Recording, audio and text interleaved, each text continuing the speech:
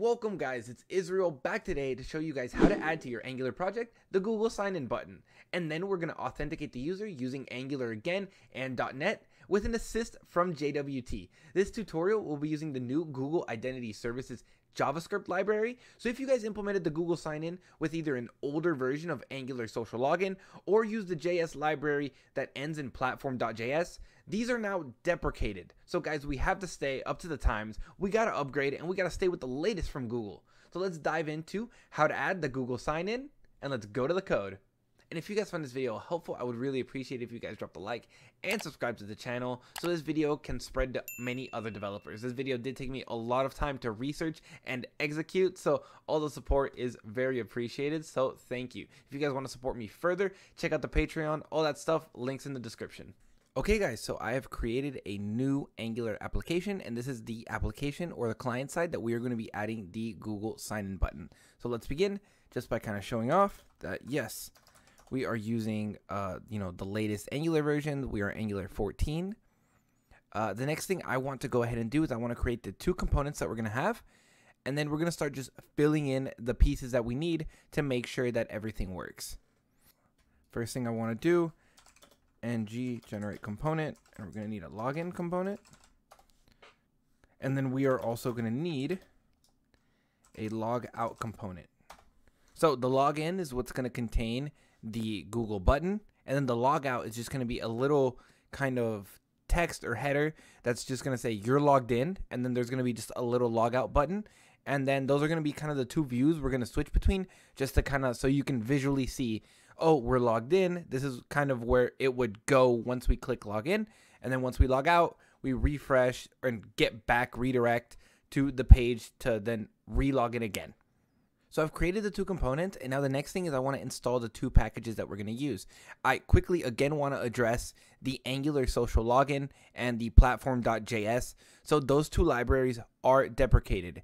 And what you're going to find, especially when it comes to wanting to add to an Angular, app, the Google button, you're going to find a ton of tutorials and stuff telling you to use Angular social login. And even though they have an upgraded version of it that is supposed to be good for Angular 13 and 14, it doesn't work. I've tried it. Their documentation just points you to Google like, hey, here's like 2-3 things we can do. But really, if you want to do everything else, just go to Google's documentation and do it their way. So they're useless. Don't use them. It's deprecated. And 90+% of the tutorials for Angular use that. And they're old. So just be aware, and I want to drop that in here just so you guys know, because I struggled a lot to find any help to get this to work.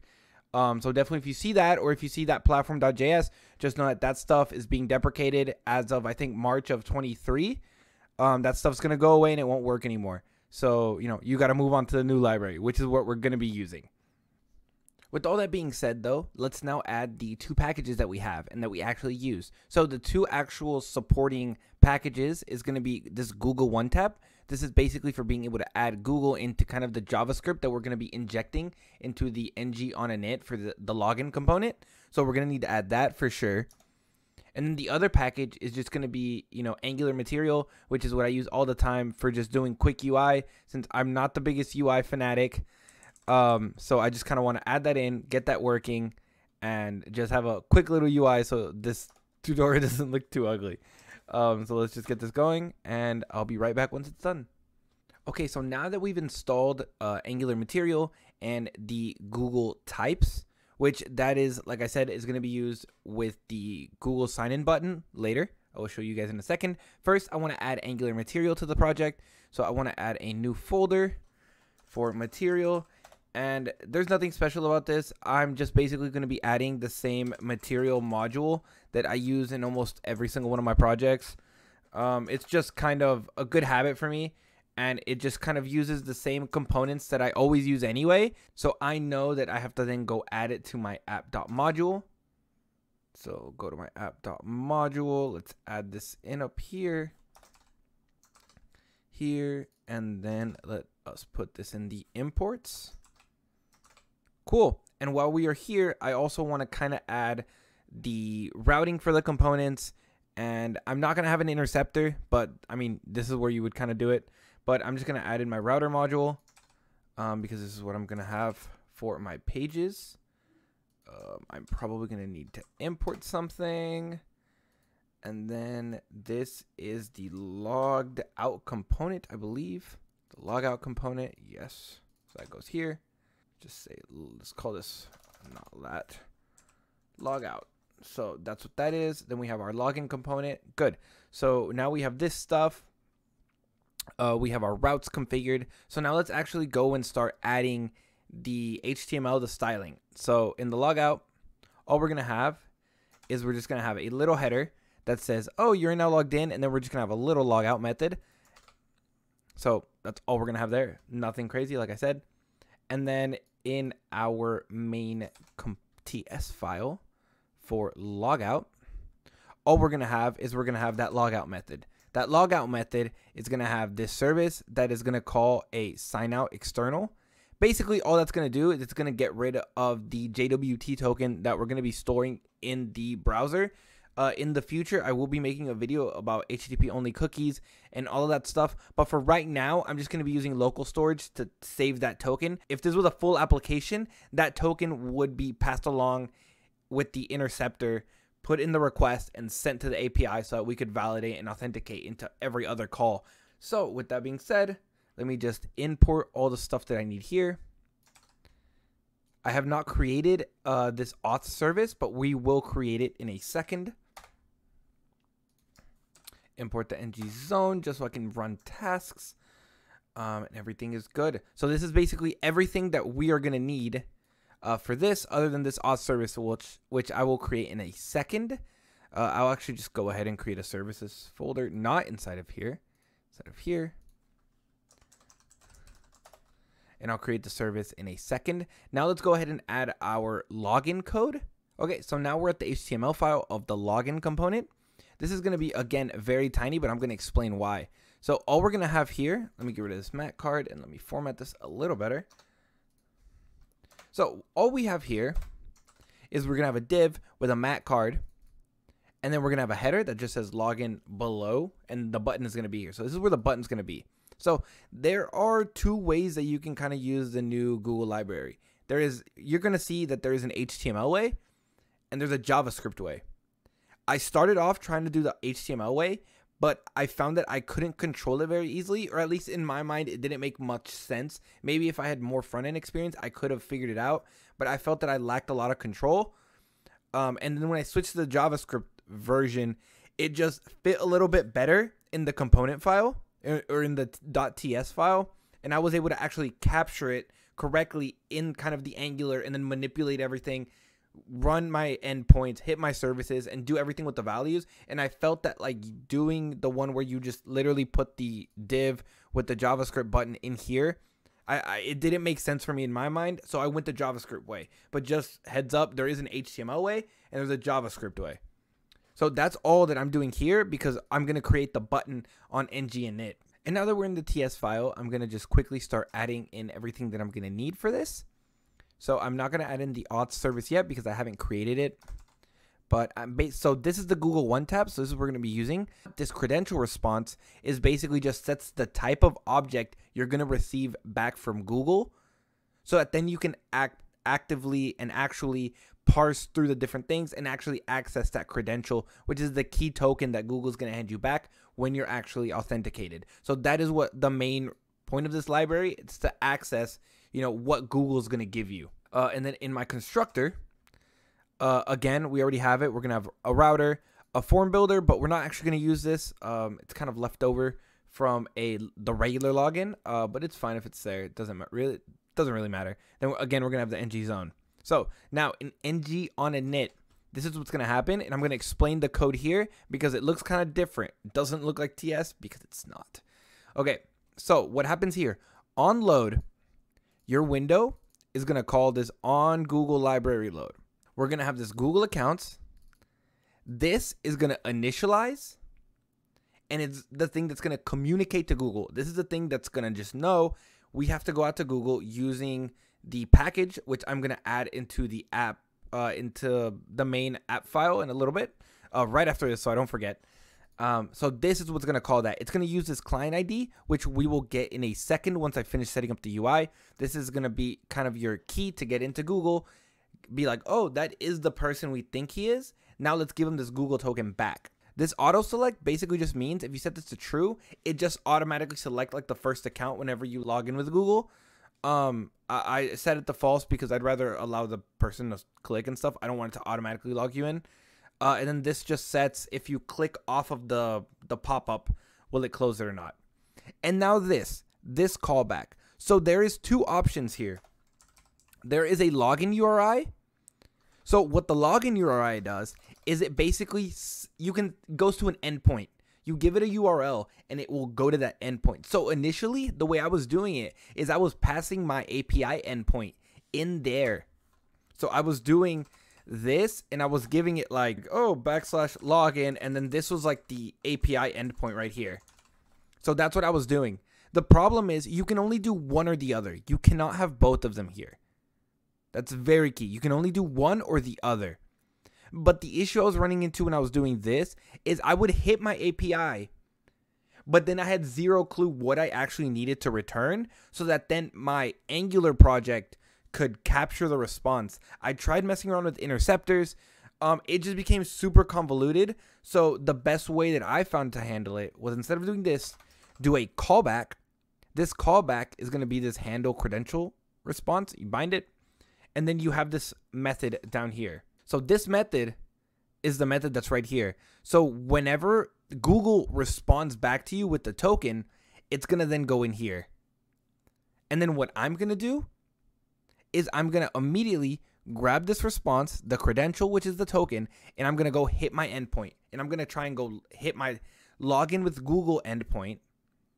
And then I'm going to go take the Google token to the backend, confirm that it's a valid token, and then send back the JWT so I can authenticate with the rest of my API. And that's how you can see here that I'm setting the token in localhost, navigating you forward to the page that's like you're logged in, or the page in our example that is actually the logout page, just because that's the page that will log you out.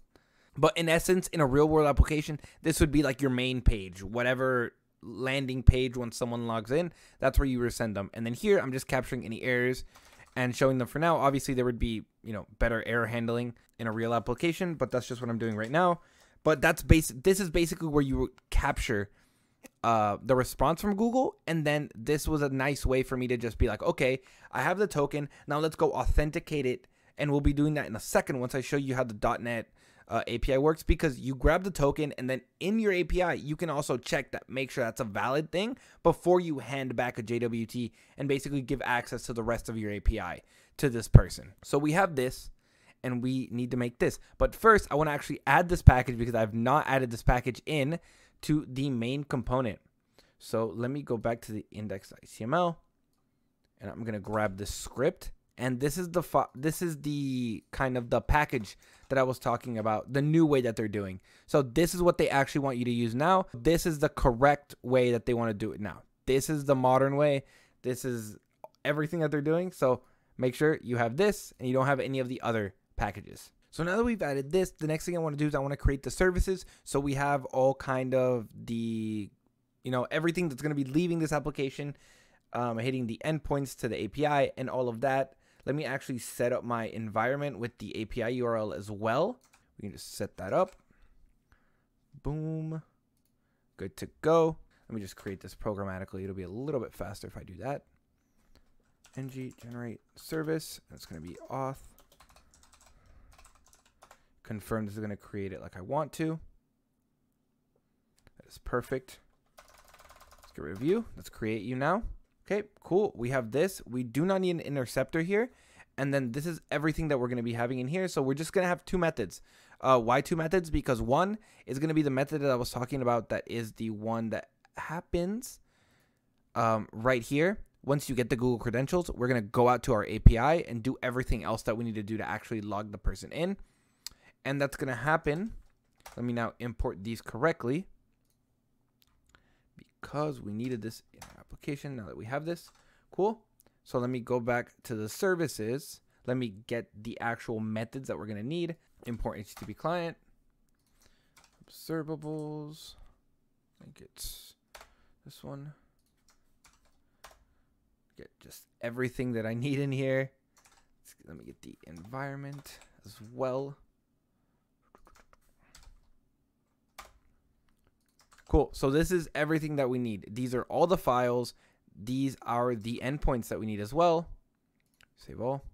So again, like I was saying, whenever you click that log out button, we're going to remove the token, and then we're just going to say token deleted. So that basically is the logout.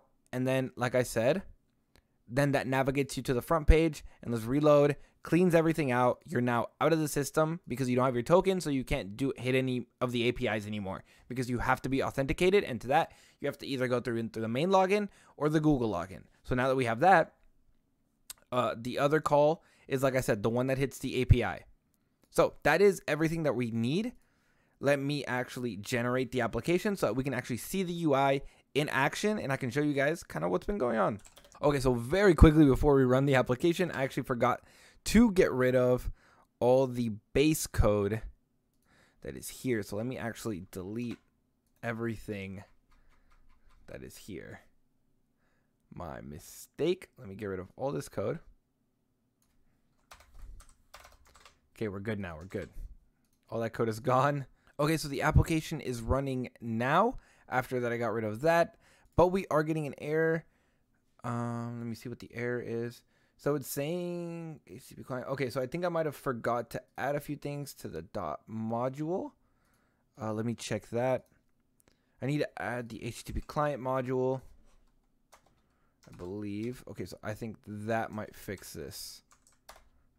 Cool. Okay, that is very wide. I forgot I don't have the card styling. Let me add that styling very fast to this. Let me go back to here. Here we go. Okay, so we're back. Now everything looks like it should. So as you guys can see, we have the login below with Google, and we have this sign in with Google. So we click this button.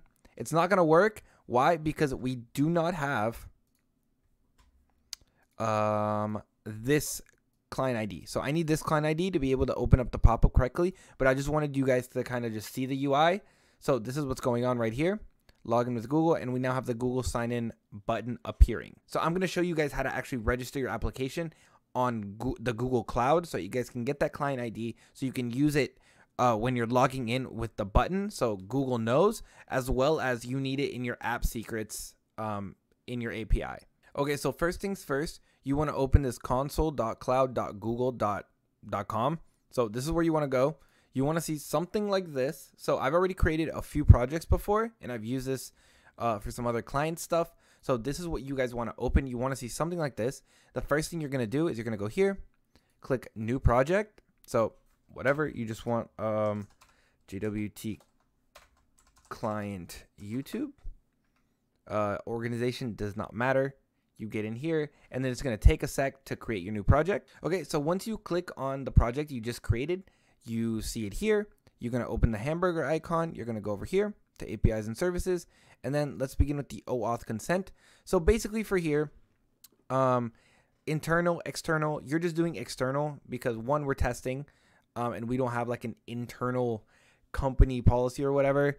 But I guess if this was going to be an internal project, then you'd want something like this where you can use kind of like the same style emails or whatever. But here we're just doing external, create.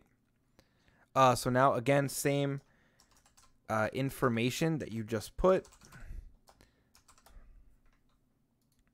User support email, it's whatever. You can put app logo if you want, doesn't really matter. You can just put localhost, can be kind of this. Same with all this stuff, they can all just stay the same. So authorized domains, if you have a domain that you want to use, that's kind of what you can put there. It doesn't need to be there, but you know, it is what it is, right? And then just put again my email because I need to. Scopes do not really matter, not for this. So for test users, you do need to put people here. So yourself, whoever's testing, whoever else is going to be in the development process and is going to be testing this stuff, you need to add yourself. So for myself, who's doing this. I want to add myself so I can actually log in with my email whenever I'm going to show you guys the testing. So save. So all this stuff is here. And now we're good. So it should show all this information here. Some of this stuff could take a while to be effective, but for the most part, it's pretty straightforward and it happens fast. So now what we need to do is we need to get credentials for this. This is the client ID that I was talking about. So we're going to click OAuth client ID. We are a web application. Again, we can just put the exact same name.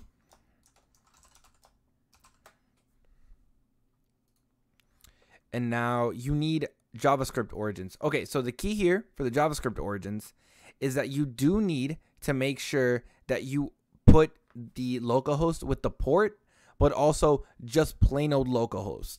If not, this will not work correctly. So you have to put them both.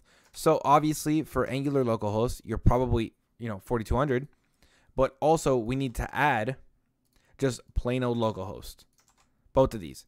For redirect URIs, doesn't really matter as much. You can just put it anyway. Doesn't really matter, but you can just create. And then once you have this, it's going to show you it's going to give you a client ID. So, which is just this long string that ends in googleusercontent.com. I'm going to block out the one that's created here, but just know, I'm going to block out mine so you guys can't see it. But that is what it is. That's the client ID, and then that's your client secret. But what we really care about is your client ID. You can copy it, when this pop-up comes up. It doesn't really matter. You're going to have access to it anyways. If you just click this little thing here, the little pencil icon, it'll bring it up. So once you have that, though, what you're going to want to do is you're going to want to go back to the project. So let me open our project, and you're going to want to copy it in here. So you're going to want to copy it into this thing. Or you can make a variable, throw it somewhere else. In my case, am going to use an environment variable so that you guys don't see it, but you guys can take it however you guys want to, but this is where the client ID goes. So let me just add the environment variable and I'll be right back. Okay guys, so what I did is I just added to my environment my client ID, so it's now there and now it's here. So now we have this working correctly. If you're gonna see what we're gonna have here is now we should be able to open the pop-up correctly. We won't be able to log in correctly, but the Google part of this whole thing should be able to now work. So if we go back to the project, as you can see, we have a legit sign in with Google button. It changed a little bit, if you noticed. And now we can actually see, our accounts. So I'm logged in on Chrome. So it brings up the accounts tied to my account. So this is my brother and this is me. So I'm not going to click them yet because we don't have the API set up. But I just want to see that you guys can see this. And I'm going to open it up in incognito as well, just so you guys can kind of see what's going on. So it's going to be the same thing, but it's going to ask you to sign in now because it's incognito. So my Google account isn't tied to this. So I'm going to show you both because they do act a little differently because obviously one has my Google account and one does not. But now the next thing that I want to do, now that you guys kind of see that this is working, is I want to now go to the API. I want to set that up because you do need at least one NuGet package to actually check the Google token, verify it, and then pass back to JWT. So a few changes have to happen there. So let's switch to that project now. Okay, so now that I have the API open, I will be using the JWT API from the JWT Authentication series. So if you want that code, the GitHub link will be in the description, as well as the videos where I go in depth about JWT and how to use them in a .NET API, along with role-based authentication and policy-based authentication are going to be linked below in the playlist. And the first video in the playlist should appear as a card at the top somewhere. But I will be giving a brief overview of this API for those of you that haven't watched any of those other videos. But just know if you guys want to find the code, if you guys want to find the series of videos where I've created this API for this particular instance, go watch those videos and you can come back. It's YouTube. You can always come back. But now let me kind of walk you guys through what we have. And I'm not going to go in depth on the tokens, on role-based. You guys could check out the other videos for that. But I'm just going to explain what we have and how this API works. So let me just run it quickly so I can show you what the endpoints are essentially that we have here. Login endpoint and a register endpoint. And we have this get color list. The get color list is what we were using to kind of be the thing that we have to access. So we needed a token for that. And then we need to register a user. And then once you register them, you log in. Since there was no front end for this, I have been using Postman, which is basically just simulates a client request to then register and then log in. We are not using a database with this. We are just using a list that is up here, a user list. So every time I restart the application, I have to re-register and then log in, just to save time and efficiency. As we can see, the authentication controller has that login method. Basically, we look for a user, we go through, if the user's there, already exists in the database, and we find a match, we're like, okay, and we assign the token here. And then we return the token to the front end. This here basically just checks the passwords, make sure that the passwords when logging in is correct. And then this is our register method, which basically we are going to create a new user. So we grab the model, create a new user, shove it in our list / database, and then we make sure that the passwords are protected and have all the security around them that is needed. And then we add it to the list or add it to the database, and then we return the user. So those are the endpoints here. You guys don't really need to know about any of the other authentication stuff, or we're not using the items controller, so we don't need that as well. The models, we don't need them. The user, this is just what a user would be. So when I post and register a user, this is what we're going to have. Again, has nothing to do because we're using Google's kind of information. The only change you will have to make is that we do have now a Google client ID. So if you go into your app settings, you're going to need to add next to your secret your client ID so that you can actually access it later on. So that is the first change that you guys will need to make for those of you that are following along. But that is the only other thing. So now also we are communicating now between an Angular application and a .NET application. So we have CORS issues. So the next thing that we're going to need to do, the first change, is that we're going to need to add a policy to allow CORS. So we're going to need CORS to go by. So first of all, what we're going to need is we're going to need to add the services and add CORS. So we add CORS, we add a policy, CORS policy, which basically says with this specific origin of 4200, which is basically the default for Angular, or whatever other endpoint you would want to put here, basically allow it through. And now we want the application to actually use CORS. So with that, we just put this right here and boom. So now we should have no issues with requests from the Angular side coming into the API. So now all the rest of the changes are basically in the auth controller. But first of all, you guys will need to get a NuGet package for this project, and it's going to be this one. Let me show it to you guys. I already have it installed. It's called Google APIs Auth. This is what we're going to use to basically authenticate that Google token that when you sign in on the Angular side, it returns in that callback function. That's what we're going to pass along, and then in the API, we're going to check, is this a good, valid token? If so, okay, cool. Now let's go ahead and hand the JWT across, and now we can authenticate for the rest of our application. So you guys need to download that. And now the rest of our changes basically happen in here, in this authentication controller. So the first thing is, so this is where our token's being handled, but we sort of want to reuse this. We want to reuse this because we don't want to have, the same code assigning tokens in two methods, because we have one way to log in regularly and then one way to log in with Google. So we want to sort of reuse a little bit of code. So I'm actually going to delete all of this because we don't need it. It's going to be moved. So what I'm going to have is I'm going to have a method called JWT generator. That's going to go right here.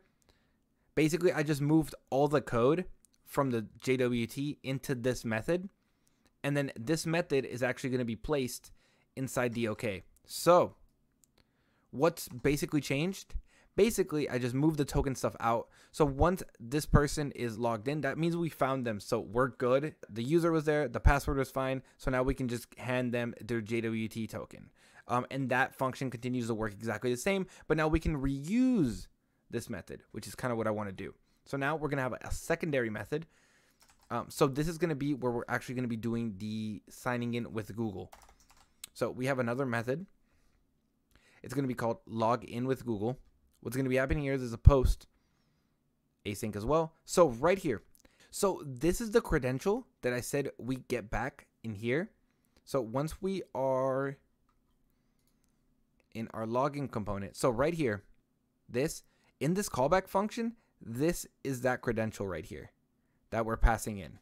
So going back to our API, we want to make sure, is this a valid token? Can we validate it? So this is where that Google APIs.auth, we are making sure that it works using OAuth 2 again. So this is all valid, all still works. Basically, we want to set the audience. So we want to set the client ID. So we're going to grab our client ID from app settings. This is why I told you guys needed to add it into your app secrets. And then we're going to set the settings. And then this is going to allow us, again, just like on the front end to talk to Google, this is going to allow the back end to talk to Google. So now the back end is going to go, hey, check these credentials. This is our client. Is this thumbs up? Is this good? And then the payload comes back with information. We're good. Payload doesn't come back with information. Then we're not going to find a user, and this is all going to fail.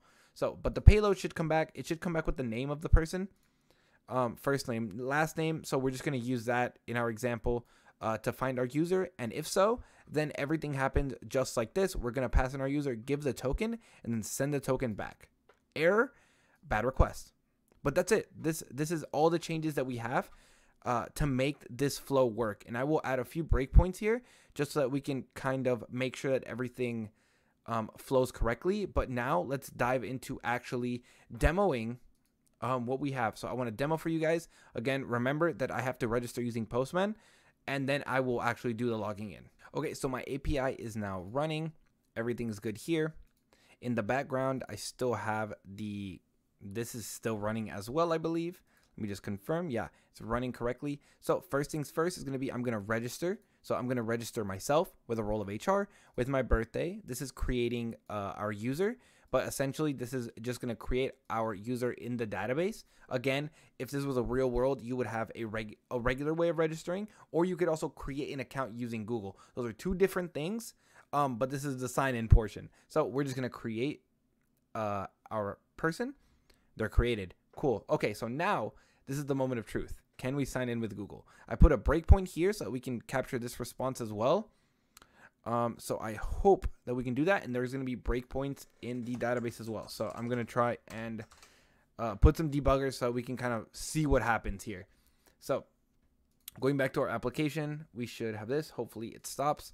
I have a breakpoint here on login with Google and also on JWT so we can see what is going on. So let's log in now. So I'm going to select my account here. So this is my account.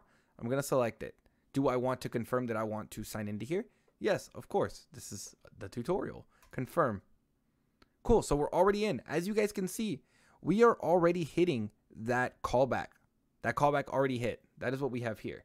Let me make it bigger so you guys can see. We're in the callback. We have a response. And in this response, we see that we have a client ID and we have credentials. That credential right here, that is your token. That is the token that you want right here. And now the next part, once we actually fast forward, is this is going to hit our login method. So we're going to see our credential. This is the token that we're getting back from Google. Now we're going to pass in and we're going to tell Google, hey, the backend received this Google token. Is it good? And we're going to go through and we're going to see that we should get a payload with my information. All my information's there. And now going ahead, we should be able to find myself as a user that exists in here. So again, we checked with Google. Google said I'm good. And now we went into my database and found my user. So again, I do exist already in the system. And now we're going to go create this JWT token. So at the end, we're going to get to down here. We're going to have our JWT token right here, just like in all the other tutorials. And then my name. And now we're going to go through. We're going to come back here. We're going to see that token. So it's all good. I should be able to go to my application, see my token stored now in local storage right here. And then we're going to come back to my front end. It says now you're logged in. And now let's say we want to log out. We click here and boom, we're logged out. If we go back here, we're going to look in our application. Our token is gone and we're good.